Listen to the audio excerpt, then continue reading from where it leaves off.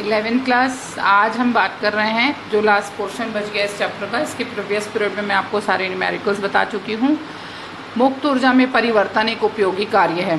मुक्त ऊर्जा हम पढ़े थे गिब्स हेल्महोल्ट्ज का। उसके बाद ये देखिए प्रक्रम की स्वतः प्रवर्तिता मैंने समझा दी थी। अब हम उष्मागतिकी का प्रथम नियम लगाएंगे और सिद्ध करेंगे कि मुक्त ऊर्जा में परिवर्तन एक उपयोगी कार्य है।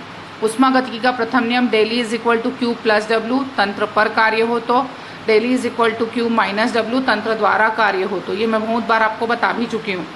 Q is equal to daily plus डब्ल्यू है ना। क्यू को बाहर लाए, डेली को किए तो प्लस हो जाएगा।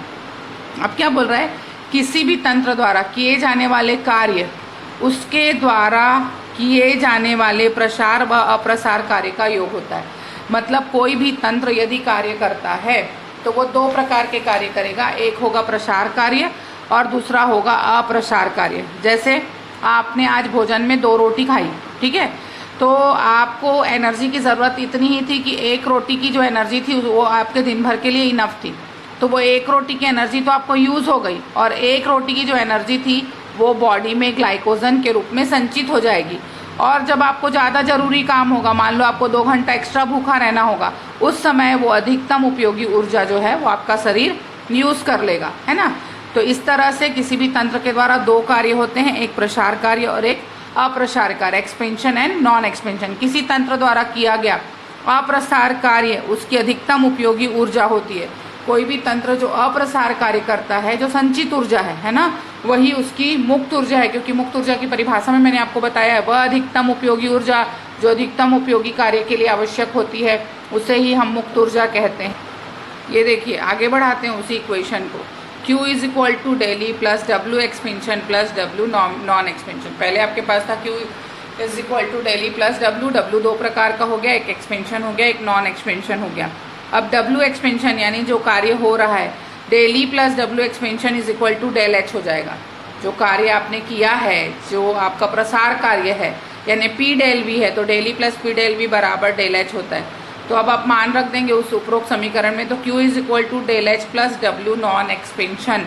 नॉन एक्सपेंशन यानी अप्रसार कार्य। स्थिर ताप पर किसी तंत्र को दी गई उष्मा, आपको मालूम है स्थिर ताप पर जब उष्मा दी जाती तो एंट्रोपी होती। Del S is equal to Q reversible upon T.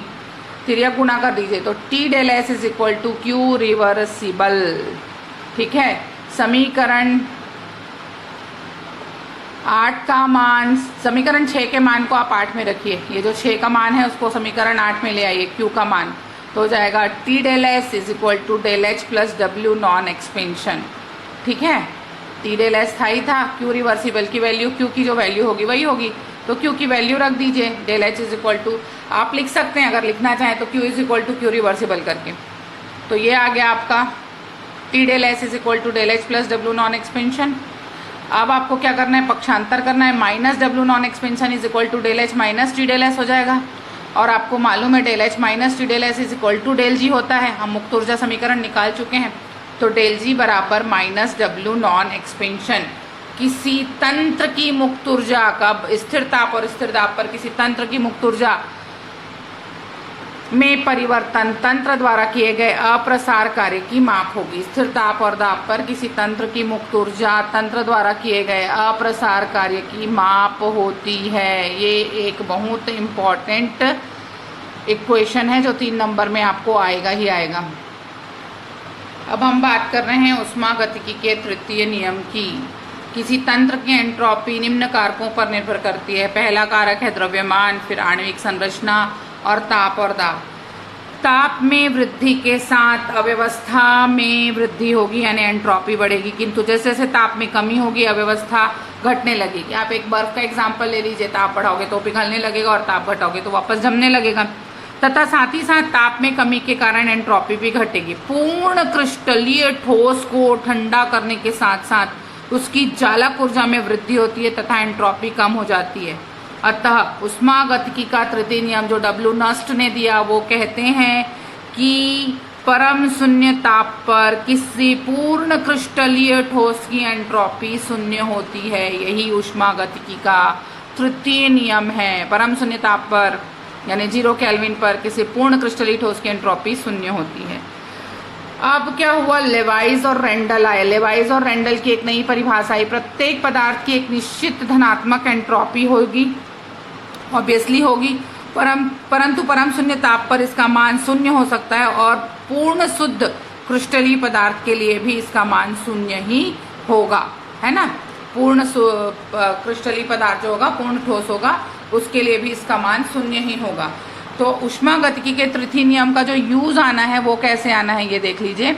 किसी पदार्थ की एंट्रोपी जो है तृतीय नियम के उपयोग के बाद देने वाली है, एंट्रोपी की बात कर रहे हैं अपन, तो ST T ताप पर तंत्र की एंट्रोपी माइनस S0 परम शून्य ताप पर एंट्रोपी बराबर T20 हो रहा है इंटीग्रल T20 Cp स्थिर ताप पर ऊष्माधारिता dt अपॉन T, dt यानी ताप में स्मॉल परिवर्तन अपॉन T। अब S0 शून्य ताप पर एंट्रोपी का मान है तो उसको आप 0 ही ले लीजिए, तो ST पे निकाल लीजिए। ST is equal to T integral 0 Cp dt upon T। इस समाकलन से सीधे संभव, इसका मान समाकलन से सीधे संभव नहीं है क्योंकि ऊष्माधारिता का मान भी ताप पर निर्भर करता है, अतः Cp का मान ताप पर कैसे बदलेंगे ये देख लीजिए। ये देखिए कि फलन के रूप में परम शून्य ताप पर आवश्यक ताप ज्ञात करना चाहिए, है ना।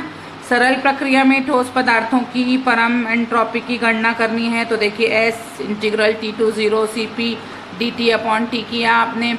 अब ये Cp बाहर ले आए, integral T upon T20 1 upon T dt कर दिया। समीकरण का लॉग ले लीजिए, Cp log n T और S is equal to log base 10 लेंगे तो 2.303 Cp log 10 T हो जाएगा। इसको एक ग्राफ में भी आप बदल सकते हैं, Cp अपॉन T और T के बीच ग्राफ खींचेंगे ऊष्मागतिकी के तृतीय नियम में, तो इस तरह से ये आएगा। सबसे इम्पॉर्टेंट जो मटेरियल हुआ आपका ऊष्मागतिकी का तृतीय नियम का, वो ये बात आई कि परम शून्य ताप पर किसी भी पूर्ण क्रिस्टलीय ठोस की एंट्रोपी शून्य होगी और जैसे जैसे ताप में वृद्धि होगी एंट्रोपी में वृद्धि होती चली जाएगी। ये ख़त्म होता है हमारा थर्मोडायनेमिक्स, थर्मोकेमिस्ट्री हमने आज ख़त्म किया है। न्यूमेरिकल्स आप प्लीज़ घर में ज़रूर बनाएंगे और बनाते रहेंगे लगातार। हम अगले पीरियड में नया चैप्टर शुरू करेंगे। मैं आपको कुछ प्रैक्टिकल्स भी भेज रही हूँ जिसको आपको कॉपी में नोट करना है। ऑलरेडी मैंने PDF भेजा हुआ है।